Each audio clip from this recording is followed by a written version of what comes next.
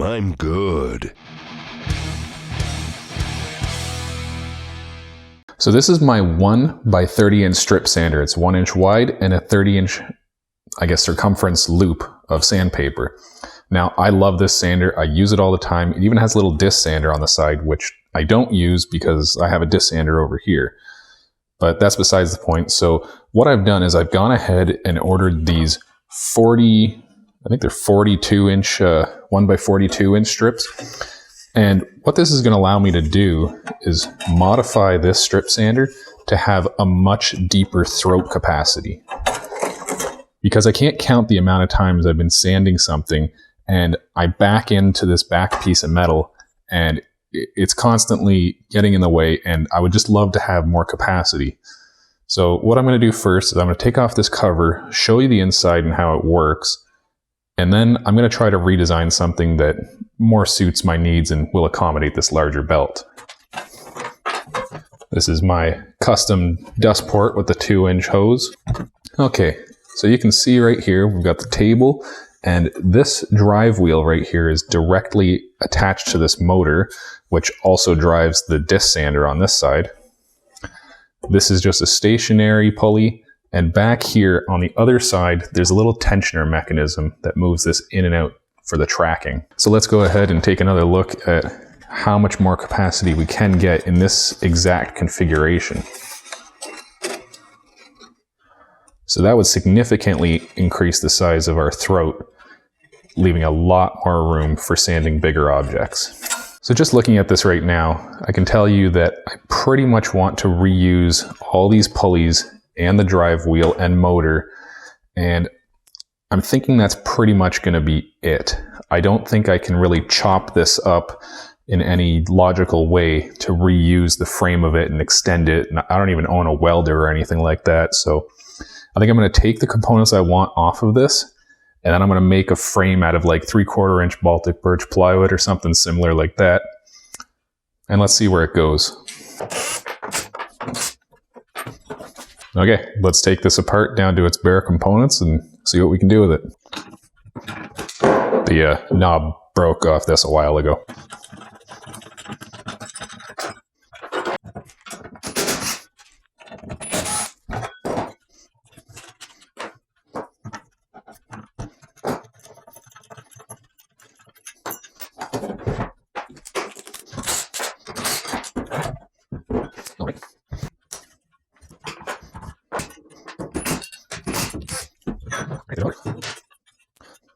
Is this through here?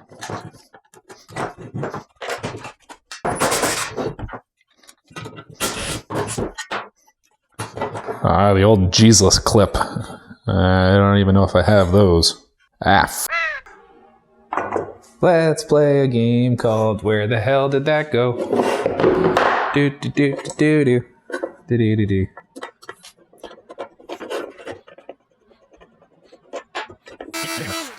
Time for the hammer.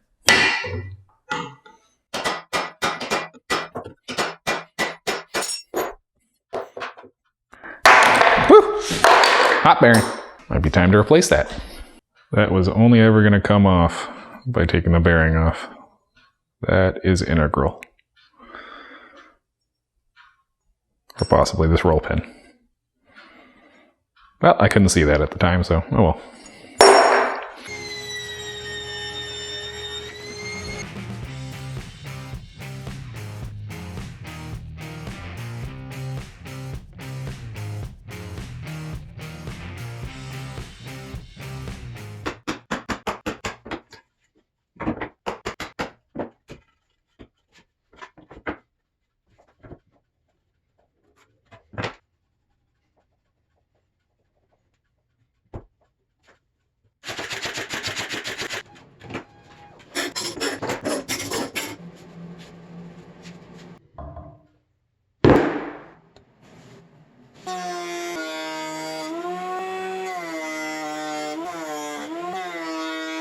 So I went ahead and cut all this out using my homemade CNC machine. This is one piece, and then the bottom piece has this part for the motor mount.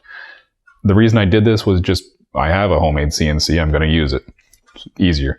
But for anyone that doesn't have it, I've made a free template available online. This has all of your markings, the centers of your holes, and it's made up of 4 standard size sheets that you just tape together, as you see I've done here. Now, the one thing I did forget to do is to drill these holes with the CNC for mounting the motor.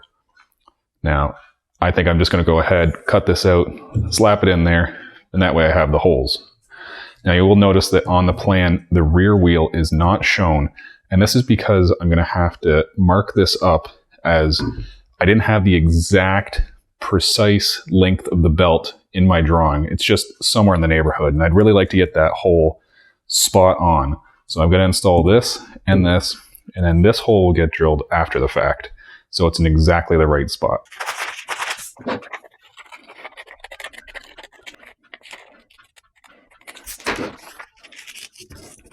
I'm just going to make sure to hold the center flat and push out from the center. That way little crinkled up corners don't throw off any dimensions.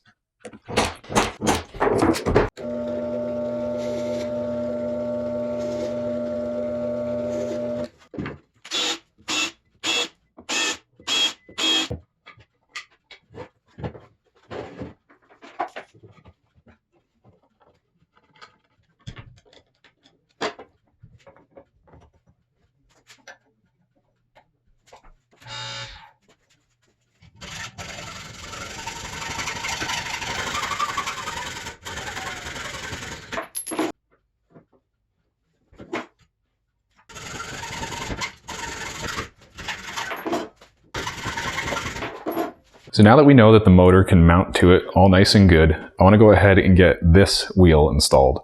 So what I did was I took the stock wheels with the bearing. Now this is a 6202 5/8 RS bearing. The original one was just a 6202, which has a 14 or 15 millimeter inner diameter for the shaft. I don't have any of that size shaft, so I decided to go with this, which has the 5/8 inner diameter. So I'm just going to go ahead and use a 5/8 inch shoulder bolt, and that's going to be my shaft. So what I'm going to do is I'm going to install this piece here, and then I've taken that piece of chase nipple brass pipe, cut off a little spacer piece, and then I have a 5/8 inch washer. And then I'm going to go ahead and install it through the hole, which this is a really snug fit. And that's exactly what I want. I don't want any lateral movement in this. So this guy is going to go in.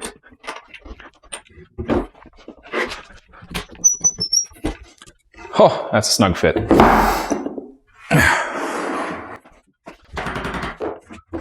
let's go.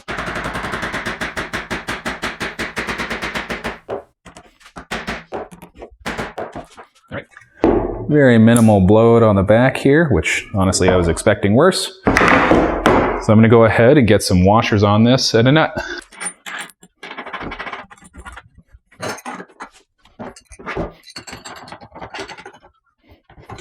So that sucker is going nowhere fast, very rigidly mounted. So I'm going to go ahead and get the motor back on, and then we'll stretch the belt over, and that'll allow me to position this rear wheel, and then we'll get a very accurate measurement and then go drill that out after.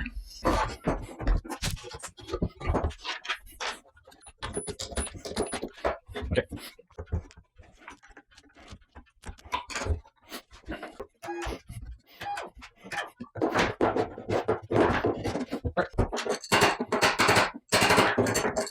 Okay, so I push the bearing to the bottom. So as I tension this now, I can trace that onto the wood. So I'm going to wrap this around, put this guy on, make sure that these are relatively in the middle of the wheel. So like that, like that. I can make sure the spacing is okay here and here. I'm just going to apply tension this way. And then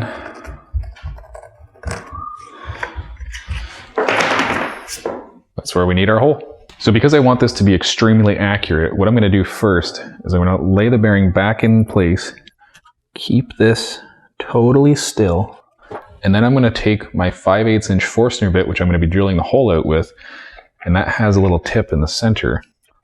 So now we know that's where the center is. I'll make that dent a little bigger with the center punch.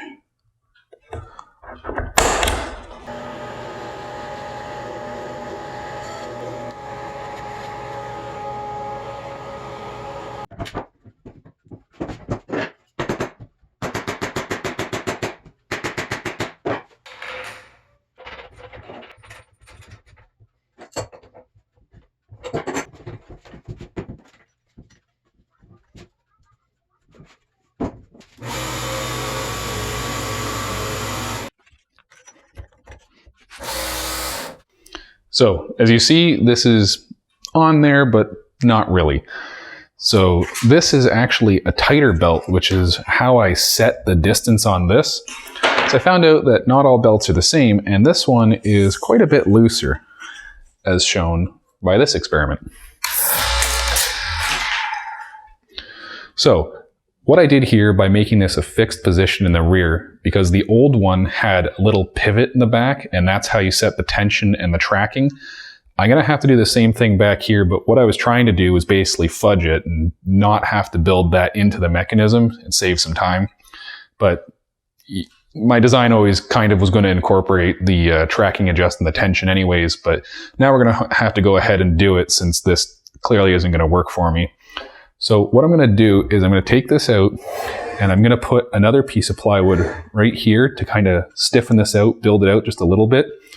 And from the front here, I'm going to have a screw or a 3/8 bolt go in this way into a threaded hole. And that's going to push on this bolt backwards because the belt is pulling tension this way. So that's going to give tension and tracking, but it's also going to need another bolt in this way, pushing on the back of the bolt like this, because it's going to want to be twisting.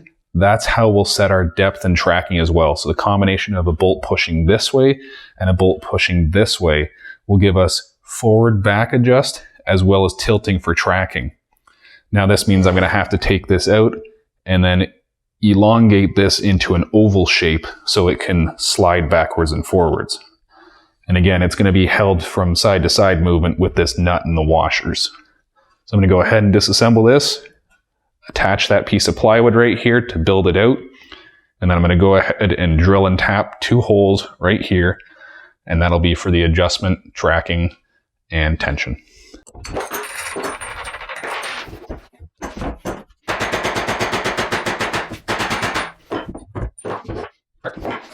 So yeah, I just need to elongate this into an oval shape over at the drill press and then kind of file a channel smooth, drill this way, and attach another piece of plywood on the back.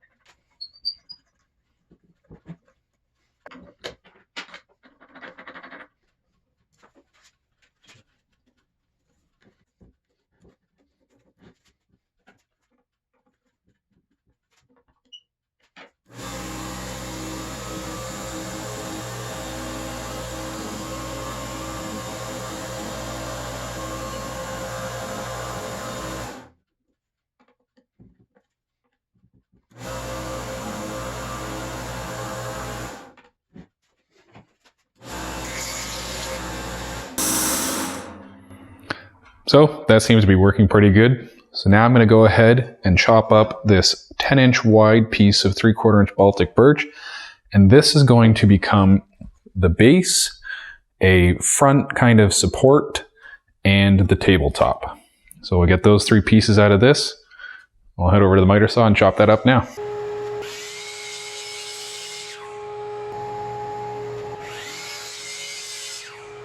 Okay, so I just realized that me attaching this piece did not record at all. So here's what I did. I put down some glue. I took this and I made sure the front and back were even. And then I was holding this in place. I drove in a nail, poink. And then I drove in another nail while having this in the back, poink. And then I came back and I started drilling countersunk holes and then driving in 2-inch screws. Now you're all caught up. Let's proceed. So the next step is I'm going to go ahead and attach this piece along the bottom and the front of this upright. I'm going to glue it on, screw it. Now, I will say this is made out of just birch plywood, because just 5-layer birch plywood, because I accidentally measured this earlier, the same distance of here to here. So now you can see it's too short, and this piece is basically here to support the table. So it's really critical that this height is the same as this. So whatever. Now we got birch plywood instead of Baltic birch plywood.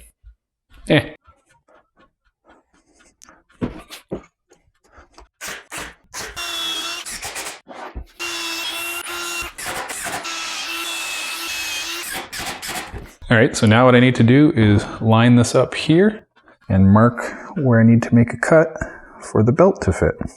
And this goes this far.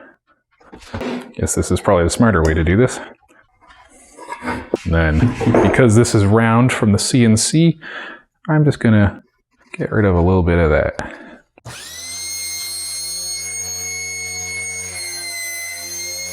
Now, I will have to cut out some space right here. So let's give this another try. All right, now this back end is still sitting high because of that rounded CNC bit. So I'm just gonna use the sander and take a little bit off right here. Let's try that now. Oh yeah, or as the Terminator would say, excellent.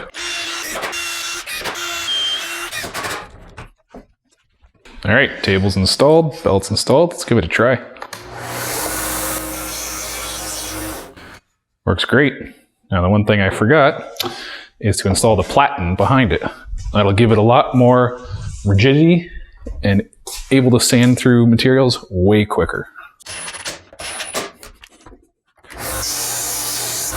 As you can see, I have removed the bolt in the back for the rear tracking and tension adjustment. So what I want to do is attach this old star knob I have pulled off my old homemade jointer build, and I'm going to screw this on, through drill it, and pin it with a nail.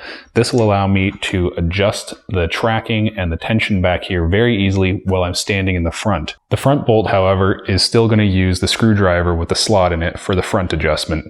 Just this is going to be bolted to my table, and I don't want to have to try to get a screwdriver back here to adjust this. The knob is definitely the way to go.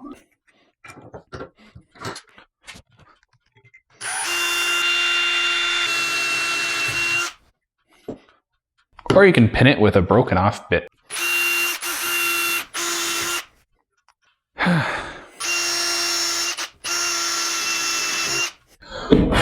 You know, at a certain point, it just doesn't want to be pinned.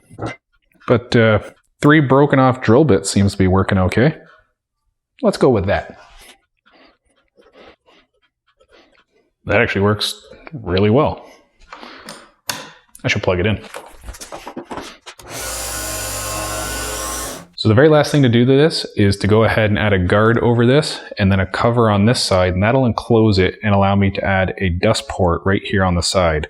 I'm going to use this big sheet of nightmare-inducing kickback 1/4-inch plywood to cover this up, and then I'm going to use another piece of 1/4-inch plywood to add strips along here, here, and inside here to kind of box this in.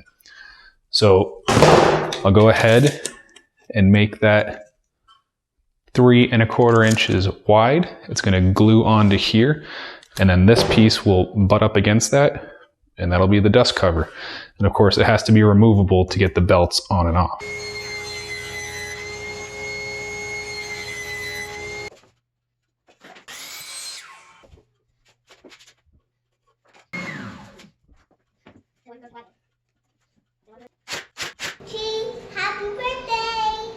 Giles, can you do the glue?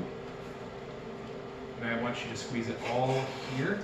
So like this, we're gonna squeeze. And zigzag, zigzag, zigzag, zigzag. And then I'll put the piece on. Yeah, just like that. So I'm gonna put one. And then Theo's gonna put one. Hold on. And Giles is gonna put one. Good job!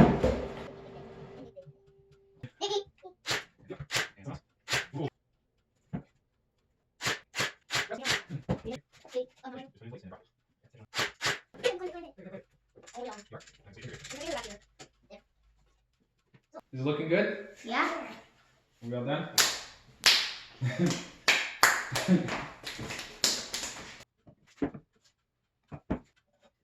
I'll take a moment while we watch me make the dust cover and mention that you can download a free set of plans for this project or any of my other projects on my website, diybuilds.ca.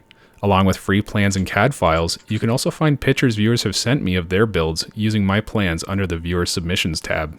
On a side note, some of you might be wondering why I didn't make the table surface able to tilt, and the simple reason is I've owned a strip sander for 10 years now and never once have I used the tilting feature on it. I find it way more convenient to have a perfectly square surface that never goes out of square 100% of the time.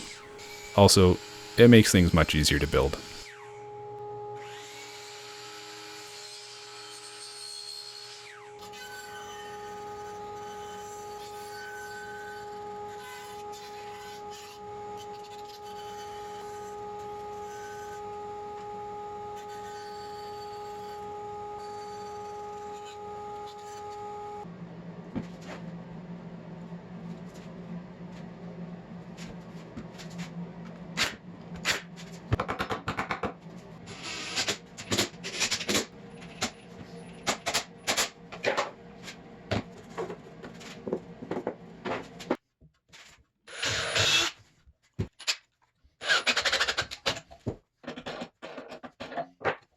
So at this point, I'm pretty much done with the guard. I have the piece that's going to go on to cover everything that's removable. I have everything built around, and I have this little piece right down here. This is more to channel the dust this way, as the dust collection is going to be right here when I'm done. Now, the next thing I want to do after installing this bolt, which is going to hold it in place, you might be thinking to yourself, well, what's going to hold it in place in the bottom? It's just kind of flap around like this. Well, what I'm going to do is put this here. I'm going to drill a hole, and then I'm going to have a strip down here, and I'm going to glue this in place. So this piece is just going to slide in like that, or from the end, slide in that way, and then screw this on. So I'm going to go ahead right now and give this a nice little love tap. That's the smart way to do it. And there's my mark. I'm going to go ahead and drill that out.